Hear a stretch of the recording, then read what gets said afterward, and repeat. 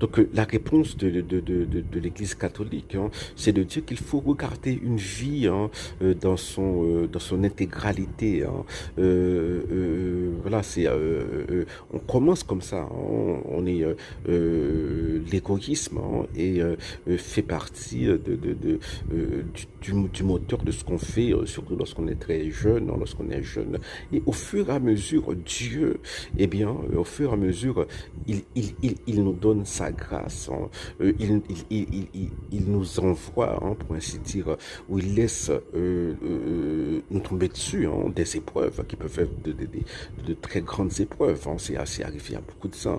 Mais voilà, le but de ces épreuves, des souffrances, hein, qu'on ressent à partir de ces épreuves-là, c'est de purifier notre foi, notre espérance et notre charité, c'est-à-dire au fur et à mesure que nous grandissons dans la foi, eh bien, nos œuvres, nos actions, ce que nous faisons pour les plus petits des frères de Jésus, eh bien, ces actions-là deviennent plus pures, c'est-à-dire l'élément, hein, d'égoïsme se rapetisse. Hein. Voilà, c'est comme ça jusqu'à ce que à la fin de la vie, nous espérons, hein, si nous coopérons avec la grâce de Dieu, et bien à la fin de notre vie, nous serons prêts, hein, à jouir de la félicité éternelle. Donc l'erreur de Luther, hein, c'est de penser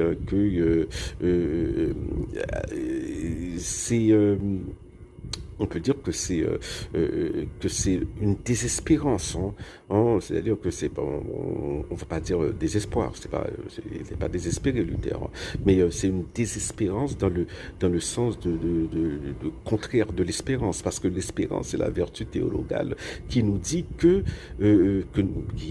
dit que nous avons confiance que Dieu, au cours de notre vie, eh bien, nous donnera toutes les grâces dont nous avons besoin pour jouir de la félicité éternelle immédiatement à notre mort. Maintenant, la grâce, on peut coopérer avec, on peut ne pas coopérer avec. Hein. Donc cela va dépendre du degré avec lequel on coopère avec la grâce de Dieu. Mais donc la foi sans les œuvres, hein, voilà, comme dit Jacques, hein, la foi sans les œuvres est morte. Hein. Voilà, pour montrer qu'on a de la foi, eh bien, il faut montrer ses œuvres. Et ces œuvres-là, au fur et à mesure, Dieu les purifie.